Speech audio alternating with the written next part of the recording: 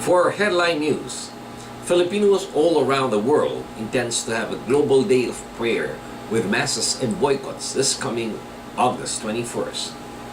Over 300 cities and towns in the United States, Canada, Europe, Australia, Asia, and the Philippines have already signed in to join the Global Day of Prayer for Peace in the Scarborough Shoals on Tuesday, August 21st, to discuss the critical issues involved in the territorial dispute with China and to call for a boycott of China's made products to protest China's creeping invasion of the Philippines.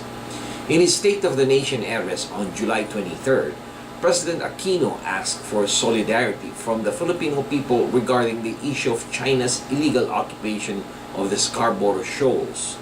He asked us to speak with one voice on this issue, and on August 21st, we will, with one voice, express our solidarity with the Filipino people and tell China not to dare invade the Philippines.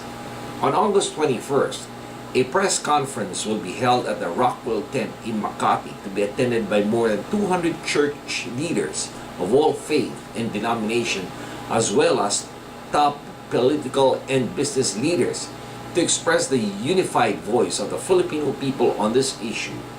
And because of the recent calamitous flooding in the Philippines, a special prayer has been included for the Filipinos who are experiencing terrible flooding, and that the government and aid organizations may quickly come to ease their sufferings. Furthermore, special masses will be held throughout the United States to pray for peace in the Scarborough Shoals. Floods ravage Manila. More than 1 million people in and around the Philippine capital battled deadly floods August 8 as more monsoon rains fell, with neck-deep waters trapping both slum dwellers and wealthy on rooftops.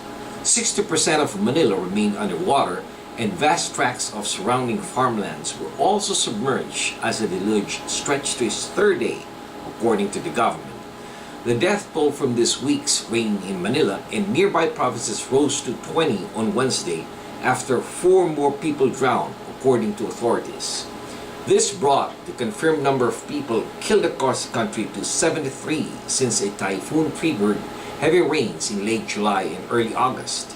The worst hit part of Manila this week were mostly the poorest district, where millions of slum dwellers have built home along river banks, the swampy surrounds of huge lake, canals, and other areas susceptible to flooding.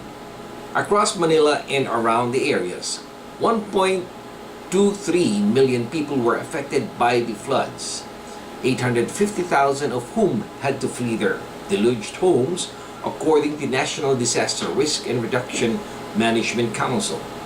Government workers, charity groups, and citizens used social media to organize aid, working together to help bring food, medicine, water, and clothes to people in evacuation centers and others needing help.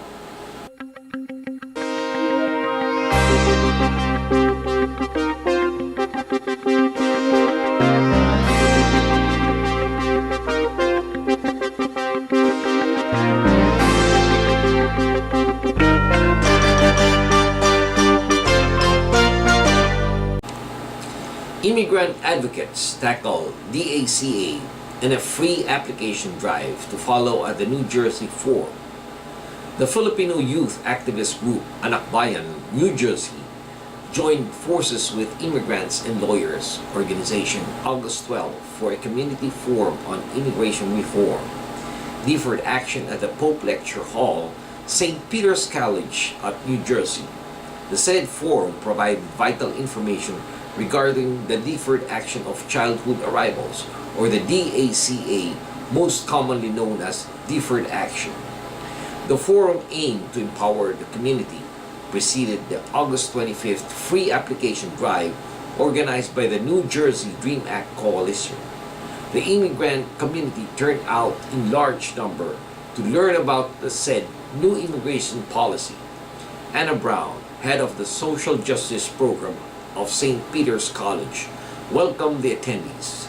The forum also provided free legal consultation to the community headed by lawyers from Asian American Legal Defense and Education Fund. According to Giancarlo, a core member of the New Jersey DREAM Act coalition, deferred action is simply a stopgap measure, a band-aid for overall immigration issues that America faces, and it's not to be confused with the DREAM Act. On the other hand, DREAM Act is definitely a goal.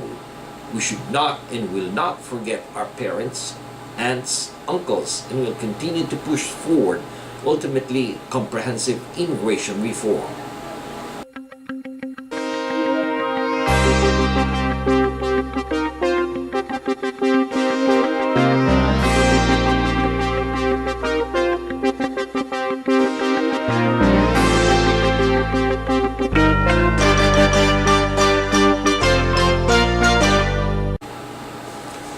Ex-Governor of Hawaii, Ben Cayetano, tops the primary for mayor of Honolulu.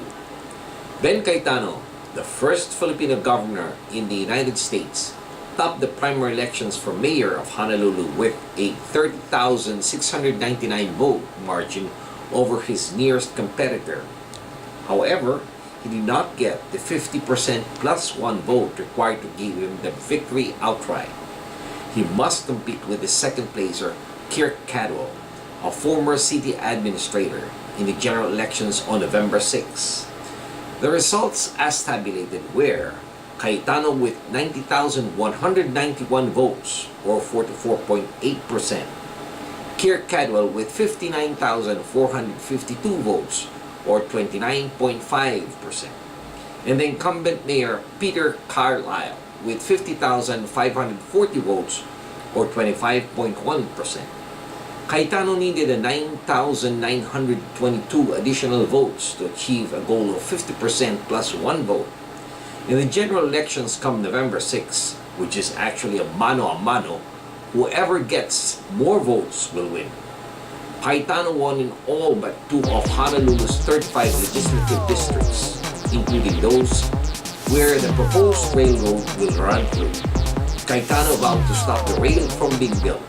However, no one but Cayetano, with his charisma, skill, 38 years of experience in elected office as a two-time governor, two-time lieutenant governor, and several times legislator, and winning in all 16 elections he was involved with, could have built such a very decisive coalition with the Filipinos as a nucleus, plus a majority of all minority ethnic groups, the Japanese, the Chinese, the Koreans, the Portuguese, and the native Hawaiians.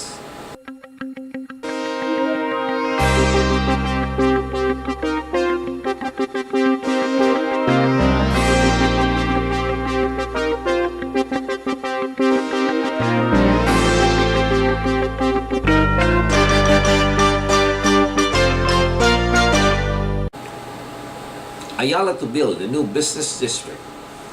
The real estate arm of the Philippine conglomerate Ayala Corporation said August 14 that it planned to create another major business district in Manila after casting the highest bid for government property.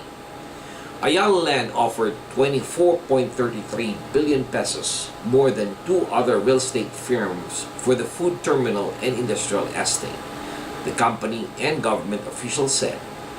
The company will develop the area in a manner similar to the upscale housing, office, hotel, and shopping mall projects it has set up in other parts of the capital and across the country.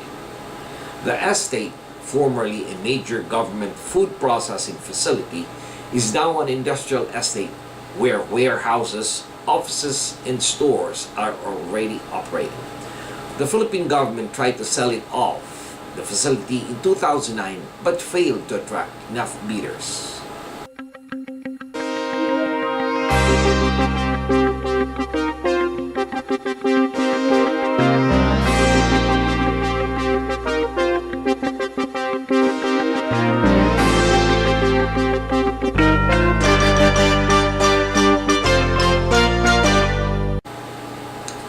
Friends meeting Friends of Ninoy this coming August 21st. 29 years after the execution of Senator Benigno Aquino Jr., on his return from the United States. The Philippine Consulate in San Francisco is offering Mass at 5:30 in the afternoon on August 21 at the Social Hall on 447 Sutter Street. Ken and Lupita Kido Kashiwahara will lead the Friends of Ninoy, including Fred Aquitania and Maria Kaplan, in remembering the great hero. And this has been your weekly news in review. This news has been brought to you by the premier Filipino-American newspaper here in the United States, the Philippine News. On behalf of the management and staff of the Philippine News, this is David Rodriguez signing off and thanking everyone for listening. Maraming salamat po. Have a wonderful week and mabuhay po sa inyong lahat.